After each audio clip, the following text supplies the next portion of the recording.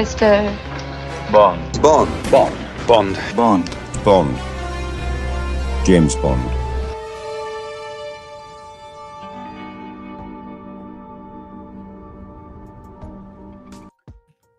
Hello. Welcome back to the Ultimate Bondcast for our live stream. And it's so good to see you guys. I feel like we're getting these more and more, Chris, isn't it?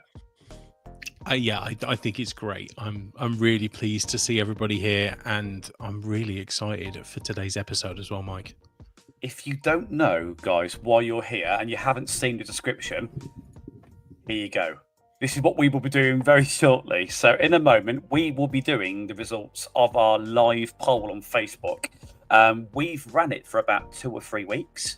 And the idea is we want to look at the top 5 Bond cars within a certain parameter of basically my top 5, Chris's top 5, and then the public's top 5, just to see the variations. We'll digest it a bit deeper as to why those are the results. But so if you are watching live, are you in the comments, feel free to put in your top 5, whatever top 5 you'd like, top 5 Bond cars, and we may incorporate them as part of the chat. Excellent. And we've already had our first comment. Hello, the collector. Hi. Oh, hello. Definitely get your top 5 in as well. We'll read it out if you do. Absolutely. Well, welcome aboard and enjoy the show while you're here with us. But before we do that, we have got a couple of special bits to do, Chris. And of course, it's going to have to be the legendary Bond news. Excellent. I can't wait to find out what's going on in the world of Bond at the moment. Well, the answer is, unlike recent weeks, not a lot, but we have got some additional news regarding Denise, the new director. What I mean by this is, so MGM have released a bit of a Q&A just to answer some frequently asked questions and to give you a rough grounding. So what I'll do, let me give the question first, Chris. Ponder on the answer, because it's not a lot, okay? Okay. So, all right, I'm ready. Question is, how many films will Villeneuve direct? Villeneuve, I love the pronunciation of his surname. Can we? Amazing. I want to call him Dennis Villeneuve from now on. I think that's amazing. I will. How many will he direct? Has he given a definitive answer then? The answer is yes. He has signed up to direct 2 films, but it's not known if the second film is a right to refuse. So I gather that will be a case of see how he goes. If it's great, he'll put it forward and he'll do it. Yeah, let's hope not another direct sequel as well. I would like them to stand alone, but maybe a little bit like Sam Mendes. Like it. The next section is what is the timeline? So they're about to start shooting the 3rd and 4th installment of Dune next month. So they'll be filmed back to back. Yes. And it's expected that the pre-production for Bond 26 will start in the start of the summer next year, which tells me we might see it in 27, not maybe. 26. Yeah, maybe. I mean, he's got a Cleopatra film as well, I think, that he was making. So maybe he's pushing that one back. Agreed. A bit elusive there, but I would actually rather they take their time and rush rather than rush it and get it wrong. Yeah. So that's a positive thing, I'd say. And finally, the last thing just come. It's only a couple of bits. When could we start seeing shooting? The script is locked in apparently for the end of autumn 2026. So imagine they're doing a couple of rewrites, I suppose. And yeah, that'll be the answer there. End of 2026 in autumn, they'll have a defined script. Just hopefully, over a year then. We get a Bond actor announced. I still personally think by Christmas we'll know the Bond. I don't think, like some people have said, the Bond is going to drop soon. And it might, but my guess is that we'll know by Christmas. We don't need to know, do we, yet? Yeah, I think exactly. And I think Christmas would be a great release for a return to cinema for Bond. I can see it being highly successful if they choose to do that. I can't wait. I can't wait to cover it on the Ultimate Bondcast as well. Do you know what else has happened though, Chris, as well, right? So we've been sent a little gift this week by one of our viewers. And I wanted to really pay a bit of tribute to it. I was quite impressed by it. So we have been sent a nice it's a bespoke painting by sort of an amateur artist called Kate Brush. Now, we put this on our Facebook page. Quite a few people have liked it. If you haven't seen it, right, and we'll show you the picture that she's done for us in a minute, but if you haven't seen the photo or what we've done, this is an example of some of her work. It's absolutely exquisitely hand-drawn. And I just think it's worth paying tribute, and it's incredibly thoughtful that she's now done a Bond painting for us as well. Would you like to see a picture of the painting, Chris? Oh, I can't wait. Absolutely, I want to see this picture. Here is, well, I was going to do it on camera, but my green screen's blocking it out. So here you go. Check this out. Ooh. That's amazing. I love that. The DB5, yeah? That is DB5, and if I'm not mistaken, it's the picture of where Connery was leaning against it, obviously excluding Connery for Goldfinger. Yeah, absolutely. Oh, thanks so much, Kate Brush. That's amazing. That is amazing. If you want to check out some paintings and some commissions for her, go to her page. It's in the description below in the channel. Have a look, go and join it, and then come back to us straight away as well. Yeah, and I think for any purchases you make, we get 50% of the profits as well. So absolutely, let her know that the Ultimate Bondcast sent you. We've heavily negotiated that, Chris. Not. Just for clarity, we get nothing. So just go over there and appreciate the artwork. Exactly. But that is Bond news. That is Bond news over Excellent. and done with, which Bond means news we is done. move on to our main subject, Chris. Oh. So, just for clarity, Bond cars, top fives. We have put the top five on our Facebook chat. We've got about 150, 200 votes that have made up the votes, and they will count towards what we're about to unveil. Have you done your scoreboard, Chris? I have got my scoreboard, and I'm going to put my scoreboard up now. And It's I apologise incredible. if this causes problems, but we should. No. There we go. Of course not. Right. Now, So- it's worth mentioning we can't do every Bond car. We have excluded the DB5 because it's the inevitable winner. But there is some honourable mentions to come a little bit later. No, I agree with you. I think it's a really smart idea because I think it's nice to pay tribute to some Bond cars that don't always get. I mean, some of these are one and done Bond cars, aren't they? As they Absolutely have been for a long time. So it's great that we get to pay tribute to some of these other Bond cars when we all know that the DB5 is the king, reigns supreme.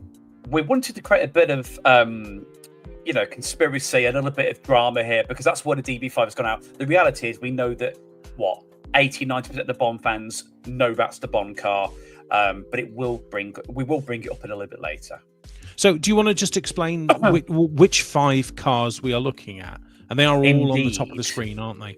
They are indeed. And I will say one thing, Chris, they're absolutely exquisite pictures. Well done, mate. Wow, that's great. I had to go out into my garage to take photos of all 5 of them. You've got a GTA 5 big style online garage, have you, where they all are? I had to throw the Lotus in the water in one of my many swimming pools, so I'll have to fish that out later. Wonderful. Yeah, well, so all good. just for clarity, we have chosen most of the gadget cars. So we've gone for the Lotus Esprit from The Spy Who Loved Me, the submarine one. We've got the V8 Vantage from 1987, The Living Daylights with Timothy Dalton. We've got the Vanquish from Die Another Day, or the Vanish, shall we say. The 750 IL BMW, Tomorrow Never Dies. The only car that I think actually spoke to him and gave Bond a bit of jip at the same time. And finally, Daniel Craig's entry with the DB10 from Spectre, which are all gadget laden, some more than others. But I think that's sort of why we've chosen to go with the chases that are a bit more defined by that. I know, and I understand that. I totally get that. I've noticed that there is no Connery car in the 5. That's interesting. We know why though, don't we? We do know why. To be fair, Connery leaned heavily on the best car. He did. So we know it goes without saying, but yeah, it's inevitable. We can't really put a Connery car in there without incorporating the DB5. Yeah, absolutely. It's on there for you. So I suggest. So how we're going to do this, Chris. We're going to go through stage by stage. Are we? Me, you, public, or is it as one go? I think it's going to bring. So look, I apologise to everybody watching. I can only do so much. My talent on PowerPoint is developing. We will go line by line and we will like it. Okay. It's PowerPoint. I love it. Line by line is as good as I can do. I'm sure I can work it out if I spend longer on it, but we will go line by line. All right. Okay. Should we start then? We'll go to number 5 initially. Let's start number 5. And what I'm going to do is I'm going to add one little bit more of like anticipation for everyone at home. I'm the only one that's seen all 3 of these lists, and yes, they are I don't know them vastly at all. different. They are so different. So I'm really looking forward to this conversation. We'll take this easy though. We'll explain our thoughts on this, shall we, as we go along? I think that's a good idea, and I think I don't know how we talk about the cars as well. So like, because they're so different, I guess we touch on each car a little bit as they come along, but you don't want to go through all of them straight away, do you? No. Anyway, no. Sorry, I'm going to reveal number 5 now. I'll stop talking. Number 5 is there. That is number 5.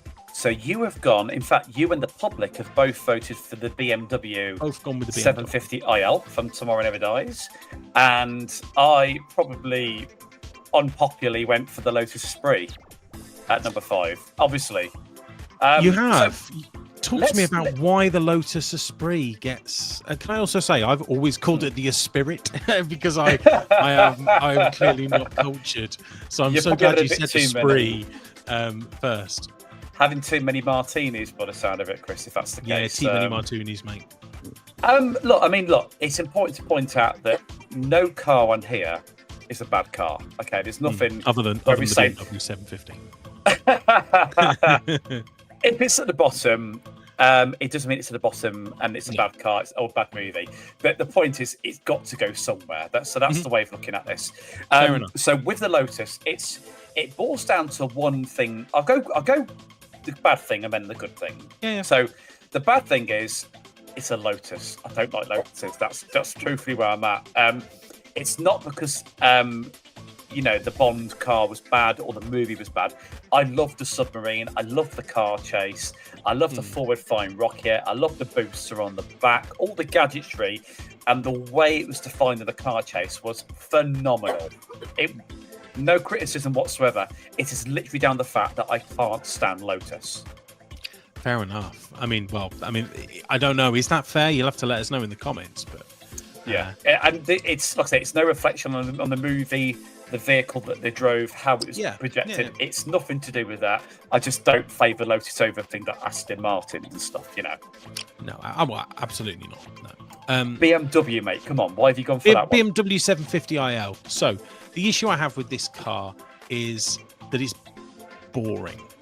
It's like a family saloon, and it's boring. I see the thing that saves the BMW is the quality of the gadgets in it.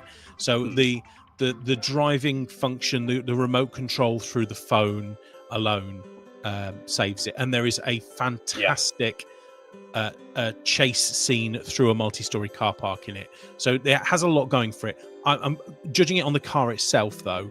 It's just not a Bond car for me. And I think that the Bond BMW partnership was a low point in Bond cars, personally.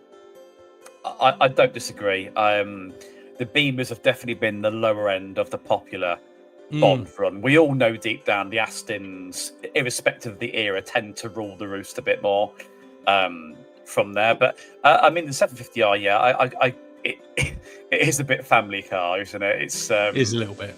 I'm sure you'll give me all of your thoughts on it, but the BMW for me is it's not the greatest. It's not the greatest. And I don't hate the car, and it serves the purpose really well in the movie, but it's just not a Bond car for me. And the public's. Oh, go on. Sorry. Just to throw out, sorry. So our viewer, the collector, has said that his fifth place, was the Aston Martin Vanquish.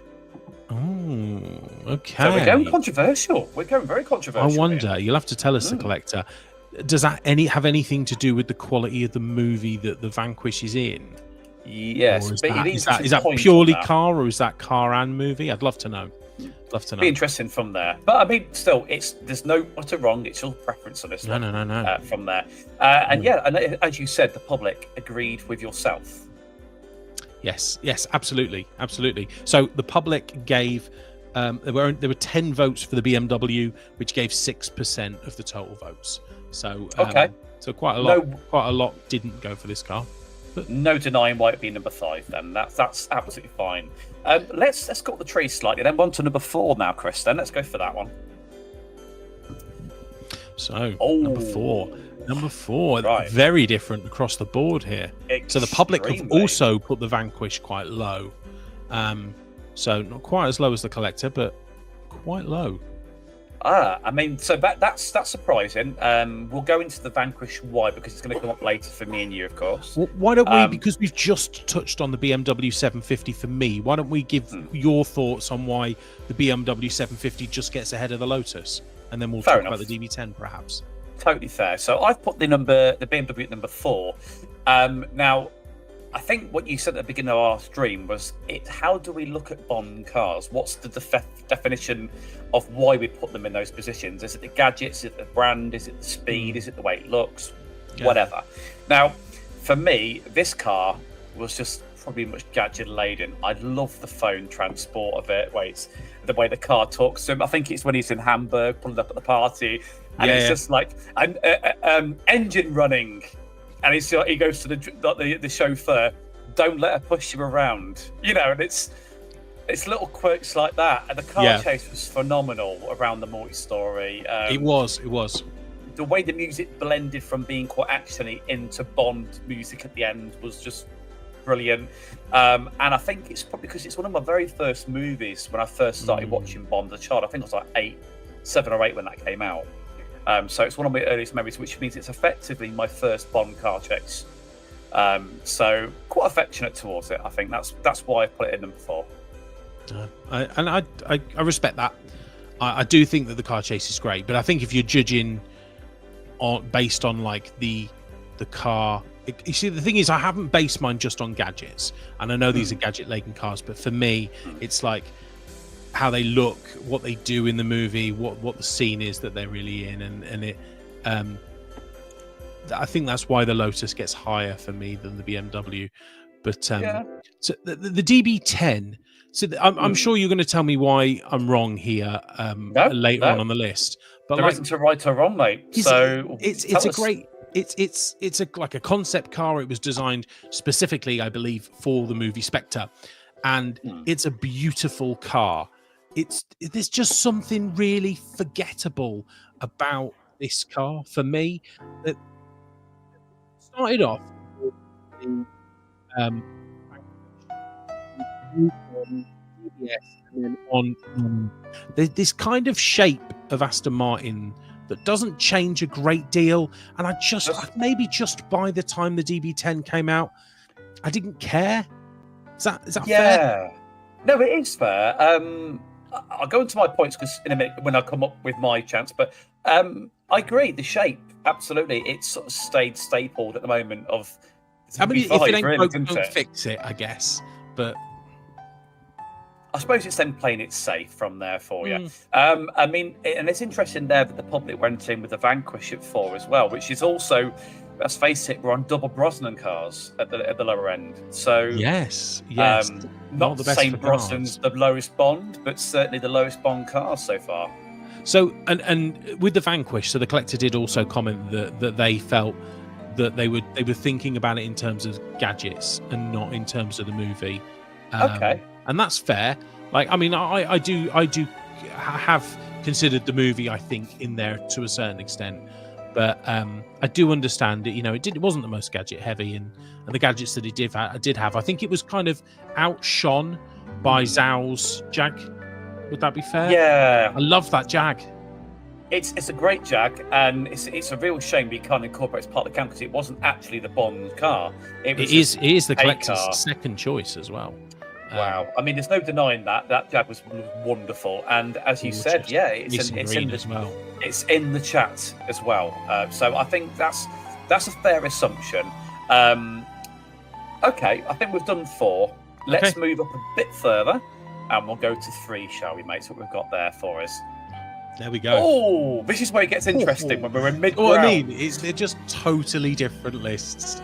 Okay, so let's understand this then. So we've already spoke about the Lotus. That's obvious. That's in the public choice now. So that's a good thing.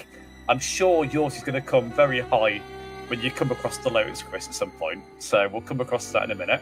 It's my one or two, I guess. Would you like to expand on the Vanquish? Because you were half there on the last point, weren't you? Happy to. So talk to us about the Vanquish in your eyes. Why are you at number 3, mate? It's funny because the Vanquish, I could easily have put the Vanquish at 2. I love this car. It was the first, for me, I'm sure it was the first of this kind of style of Aston Martin that we got. And you know, it was the 20th Bond movie. We were back to Aston Martin.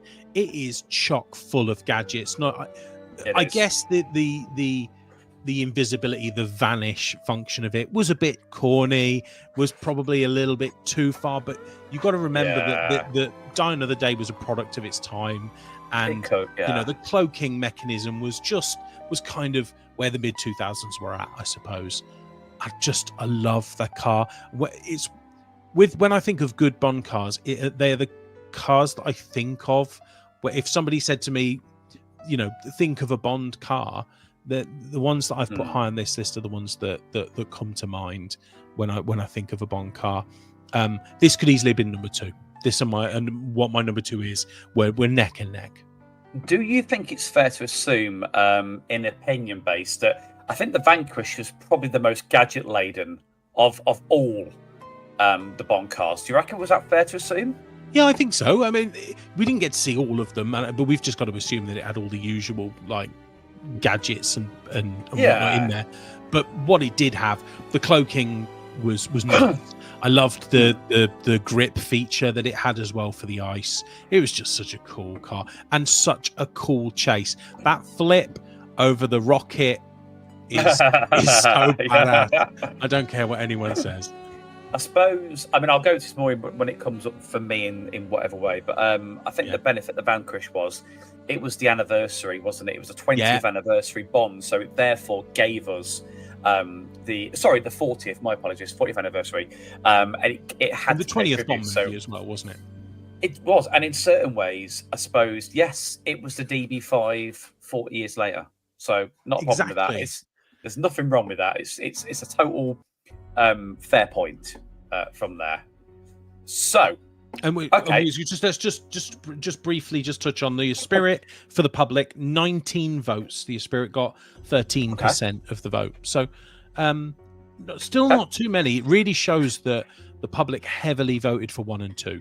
They are their strong favourites. They've clearly got some privileges, haven't they? Where they believe in a certain style of Bond car, and that's not a problem. But that's what this poll is all about, guys. So that's good. The collectors asked a question as well, so I'm going to put the question to you so you can answer it.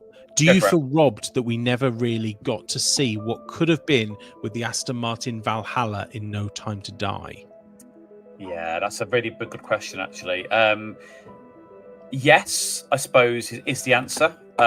We got a phenomenal DB5 chase at the beginning. That's probably one of the best ones, I think, in the series. So, to answer your question directly, yes, robbed of that car, but not necessarily robbed of the car chase in general. So, maybe you disagree.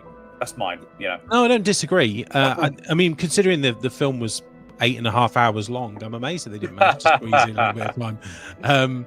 But as soon as the end of Daniel Craig is what you would think they'd do a bit more. So yes. Can I ask another Daniel Craig question? It's probably a loaded question because I already think I know what the answer is going to be. But do you think they leaned too heavily on the DB5 in the Daniel Craig movies? Yes. It was just DB5, and it's like, it's amazing, and it's like, but like with Pierce Brosnan's movies, it was like a 5-minute scene in GoldenEye, and it just showed you that it was still there, but it was all they ever did in the Daniel Craig films. Other than Quantum of Solace, it was in all of them in some fashion. Yeah, it was. I can. Yeah, I do think it was overused. I don't think it's unwelcome, but absolutely milked. Amazing. From there for you. I'll talk about the DB10 experiences. Why I put Spectre car at number 3, because I know you've done yours on that front. So the DB10. Now I know what you're saying. The shape is definitely Aston defined. There's no arguing that point. I think to lead on to our previous point about the DB5 being in all the movies, Daniel Craig did need his car, his definitive Bond car. So I think what's really nice about the DB10 is it was definitively owned by him. In fact, it wasn't even his, it's 009's car, which is quite nice. And the fact that he just nicked it was wonderful. I think the gadgets weren't over the top. It was quite believable with the flamethrower. The fact that the oil slick wasn't loaded, the rocket wasn't loaded, it was defined for 009, just added to humour. So I think it gave a real touch of class to the Bond films that have probably been missed in recent years. More Brosnan style, Roger Moore style, should we say, compared to some of the Daniel Craig car chases with the DBS and stuff like that. So for me, it had a lot of charm. I'm not saying Spectre was the best movie in the world, but I thoroughly enjoyed the car chase, and I do have a lot of fond feelings towards the DB10. So hence why it's definitely above the BMW for me, hence split in number 3. Yeah, and I think I have fairly similar feelings to you about the DB10. It does rank lower on mine, but only by one. You know, I do enjoy the car, and I completely respect your viewpoints on it being Daniel Craig's kind of definitive car. Really, it's you know, he did get the DBS as well, which I will be honest, the DBS would have made my top 5. Both DBSs would have made my top 5, to be fair. But the DB10 is great. Again, the only reason that was excluded, the DBS, was the gadget laden fact. We had to get some synergy. Totally agree. And it was probably the least gadget laden Bond car. I think you're right. Believe. Both DBSs probably were the least gadget laden cars. The one, you know, George Lazenby's was not heavy with gadgets. I don't think it had anything other than a sniper rifle in the glove compartment. So therefore, the Daniel Craig one really gets it. The flip. I love that car chase is incredible. I mean, it's in the Guinness World Records, or was at the time. It is the most flipped, you know, in a you know, most car flips. But and that's to put a nice, conveniently little place air cannon on the position of the car. Yes, yeah, you can see. I love the little the defibrillator that's in the car as well. It's so cool. Conveniently placed as well, wasn't it? Yeah, it was convenient placed. Yeah, very functional. It's like they knew he was going to die, and they thought, well, we better just make sure he doesn't die yet and dies 4 films later. You know, it's quite ironic, but there you go. Okay, so we've done the percentage. That leaves us down to top 2. So before you release it, Chris, bear in mind we now know that when we release number 2, we're going to know what's number 1. Let's. How do you feel about we release both of them and then we'll backtrack like we did with the Bond actors? Yeah, I'm happy to do that. Let's release 2 and 1 because we know what they are anyway. Exactly. So let's have a look at 2 and 1. Right, this is controversial at best, isn't it? Right. Ooh. So, backtracking to number 2. Right, so we've discussed the DB10 because you've done a bit, I've done my bit. The public have put it at number 2. I like that. Do they agree that was the definitive Daniel Craig car? And they agree, and a bit like the way that the Lotus belonged to Roger Moore. So, could be that. I think they must do. I mean, 20%, 1 in 5 picked the DB10. That is phenomenal. That is honestly that's quite a number when you think about it from there. Just before we carry on, Chris, so the collectors asked the question: could the new Amazon 007 potentially drive a Bentley? And he's right. He drove them in the novels prior to the Aston. I don't think that's out of the question at all. It'd be amazing to see a change and have him in a Bentley. I mean, he did drive a Bentley ever so briefly in From Russia with Love and Never Say Never Again, which we know wasn't official, but he did have a Bentley for a very, very, very brief tenure. But I think that'd be good. I'd go with that. I think that'd be good. I think as a car in a Bond movie, I think Amazon would be taking a really big risk if they say replaced Aston Martin as the Bond brand with Bentley full you know, permanently. But I would absolutely say again. Would it change it too much, do you think? Oh no, I don't think so. I think if they made a nice Bentley, the thing is, I don't think of Bentleys as sports cars. They're luxury cars, aren't they? And I guess I'm sure there is a Bentley sports car. But like, they're built for I'd be Bond, aren't they? interested to see. Luxury is where it's at, isn't it? Yeah. Okay, Definitely. that's fair enough. So we've got the DB10 crossed off the list. That's out the running now. It's gone up to that point. Me and you, however, have gone to the Aston world. We have. What we need to bear in mind is they're actually both in the top 2. So, would you like to go to the top first, Chris, and put the Esprit there? Because you haven't mentioned the Esprit at your end at all, and then we'll go back to Aston. I haven't mentioned the Esprit, the Spirit. The Spirit. I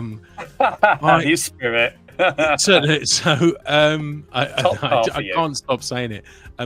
It is, for me, when I close my eyes and I think of a Bond car that isn't the DB5, this is the car that I come to. And it's weird because it's a brand of car that Bond doesn't really dabble in any other Bond movie. It's such an odd and unique vehicle. And Roger Moore as a whole doesn't have many memorable Bond cars, considering his length of tenure. It was not a heavy in car chases and driving in that respect. It was more about the cars that he happened to be in, or the cars that he appropriated, let's say. But the Esprit in this, the submarine, I know it's like a wet submarine, but the submarine function. I saw this movie at a time when I was like huge Inspector Gadget fan, and this car gives me real Inspector Gadget vibes, which I know doesn't really help it in this respect, but it cuts such an incredible silhouette. It is just iconic. Beautiful. In how unique it is. And if we're talking from a gadget perspective, no other car does anything as cool and as unique as the Esprit does, becoming a submarine car. It was packed with gadgets. There's no taking that away at all. No, and you're right. Loads of gadgets. Car. Yeah, it's if we're talking about the DB10 being Daniel Craig's definitive car, and the collector says it as well. Like, it surely this is Bond's. This is Moore's definitive car. Without a shadow of doubt, that you can't take that away from anyone. It never appeared in either tenure, and you are right, because it was a 7-film Bond, Roger Moore. And longest years. Surprising there wasn't more of it. I think there was a brief revisit of it in the Fury Eyes Only, and it blew itself up for self-destruction. But no denying, and I think it's great that they kept that quite unique to him. Not a criticism at all. Quite a reasonably priced car as well. So, like, if you were, if you were somebody at home watching a Bond movie and you wanted to go out and buy your own Bond car. The Lotus was the achievable Bond car to go and buy, really, wasn't it? Yeah.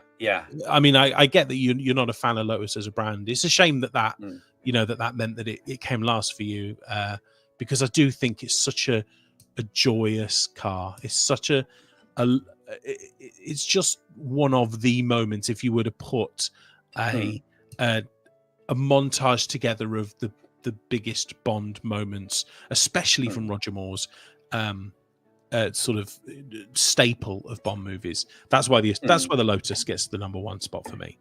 There's nothing you said there that's wrong, by the way. And I think it's important to point out that nothing, modest as well, nothing that's stated in these comments is wrong. It's purely opinion. And it's such an interesting take to do this sort of thing.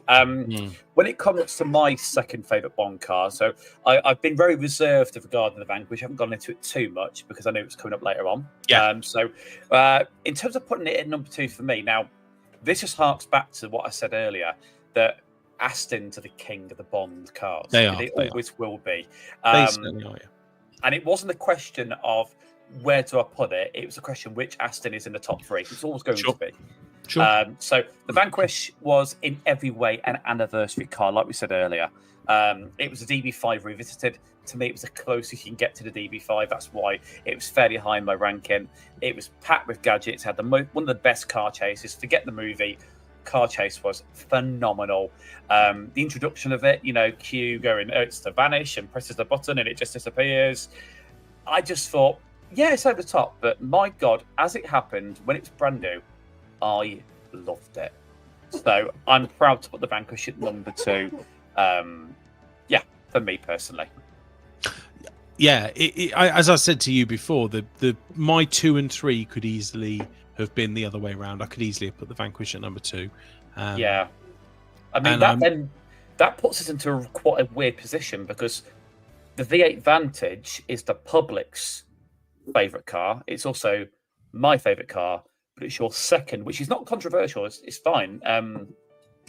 Do you want to explain your reasoning first? And I think because it is your favourite Bond car, really, I don't want to take anything away from you. Why don't we first?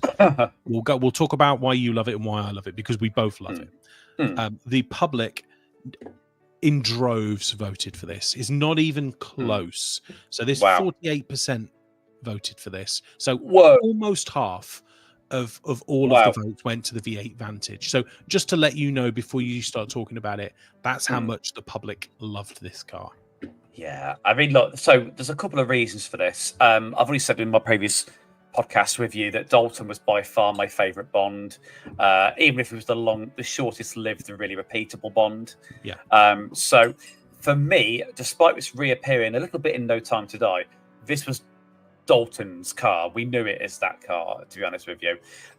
It was so 80s. That's what I loved about it. Its image, its gadgets, the convenience of the winterization with the skis, the traction control, the rockets, the humor, the bulletproof glass quip. I just think it was the perfect car to take on the Russian army in that movie. It was absolutely phenomenal. And I always get an absolute glee of a little child watching that car chase and never get bored of it. So for me, it's number 1. There wouldn't be anything to replace it other than the DB5. No, I think a worthy number 1, really. Yeah. It's number 2 on my list, but it's semantics. It's such an excellent car. As you've said, everything you've described, the gadgets, the fact that it is, again, a definitive car for a Bond.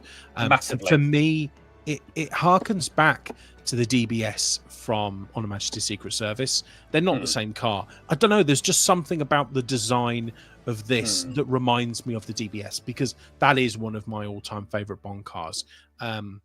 So I think the look, it's a meatier, beefier, more Americanized looking Aston Martin. It's got a Mustang feel about it. So I actually. It's a fantastic car. That never appealed to me before. The thought to me before, but there is a slight muscle car. There's a real like 70s Shelby look to it. I think. I mean, I'm not, I don't know all cars inside and out, but I think it's the bumpy grille and the bonnet. Look, it is short back. Exactly that. Yeah, it's the rectangular look to the front. Yeah, I couldn't see it before, but I can totally see it now. To be honest, Chris. Now, I think the interesting point to point out is, as we said at the beginning of our podcast, guys, we can't do every Bond car because there's frankly 100 or so, and we would never get to the results unless we sat here for an entire week. Which, as much as we love Bond, we're not going to be able to do that. So, what we can do, Chris, we've done. Guess what we've done, Chris? Guess what we've made? It's got to be a montage video, Mike. It's a montage video. Yes. But apparently we're allowed to go through this one. We're not going to go silent. Yeah, we're going to have a little chat through this and understand the reasons behind it. Now, also bear in mind, there isn't every Bond car again because there's 100. And there aren't always just cars either. They are some of the most memorable Bond chases incorporating vehicles. So apologies if it's not in there. Have a quick look. We'll have a little chip into it. This is Bond, probably accompanied by one of the most memorable Bond soundtracks. And fingers crossed, also accompanied by copyright-free music. We can't promise that. We can't promise that. But let's have a little looky.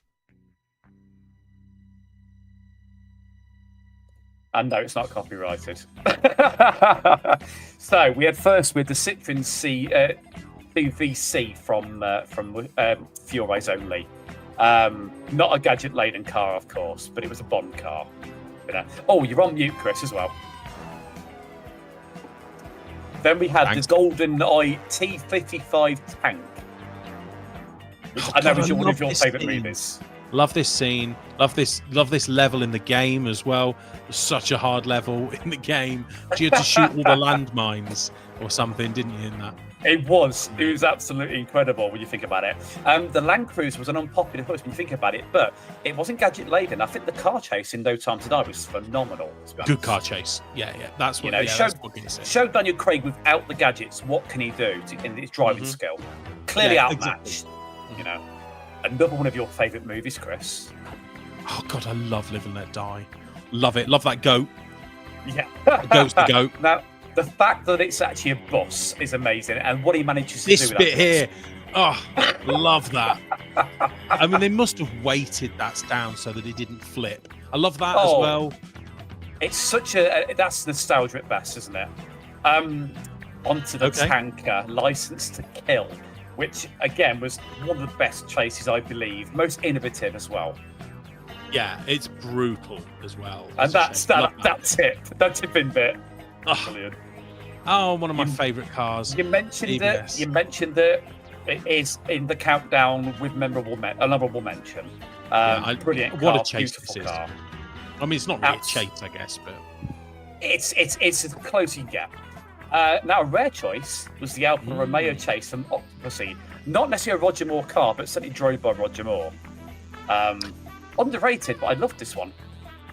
It's a nice looking car, and it's a rare time he's in a sporty car in his movies.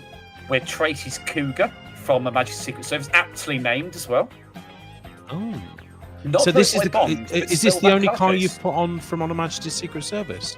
It's the only one. But then we had to leave space for the DB5, of course, which was, we know, was the number one car, no matter which way you want to play it, to be honest, Yeah, it was. Great scene in GoldenEye as well. Love that. Love that you got GoldenEye and not a Goldfinger or Thunderball. Yeah, and the irony was, if you noticed it, your favourite movie, Bond movie, was mentioned twice in our honourable mentions, mate. It was. I will leave people to work out what that is for another day. It probably won't be my favourite Bond movie when we do the list. It's incredible to see this, though, and understand people's different point of view. And can we just say thank you to everybody for voting? Yeah, absolutely. We couldn't make this as controversial without your input, and we will definitely do something very soon on another poll and talk our way through that. So, thank you so much for joining that part. We enjoy it. Chris, would you like to plug anything before we shoot this on this evening's podcast? Well, I mean, you who have all voted did so via our Facebook group. So for anyone that's watching this that isn't a part of our Facebook group, this is the kind of thing that we have on there. So please jump across and give us a follow on Facebook. It keeps you up to date with when our next podcasts are coming out, and we post fairly regularly on there. So we love the interaction. Come and join us. We'd really enjoy that. For me personally, you can find me on social media at Geek Figure Fan on YouTube and Instagram. Thanks, Mike. Nice. That is definitely one to keep an eye on with Geek Figure Fan. I've noticed quite a few good videos that popped up after a bit of a quiet moment, so it's great to see some new vids coming out. Oh, thanks, mate. In regards to our good selves, just wanted to let you know that, just like Chris says, subscribe to the channel, keep up to date with the new podcast. We will be doing our You'll Only Live Twice first-hand review in the next couple of weeks, which I think is a total undefined, underrated Bond movie, and it'd be really fun to dive down into this.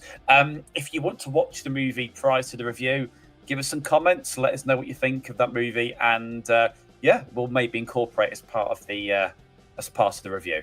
It's a movie where I genuinely, maybe a little bit like Thunderball, I genuinely don't know what my score's going to be for this movie until I watch it. Am I going to love it more? Am I going to think it's dated? I just don't know. It's going to be controversial. I've used it a few times in this video at best, mate. So, well, I hope not. I hope I just love it like I do all of the Bond movies.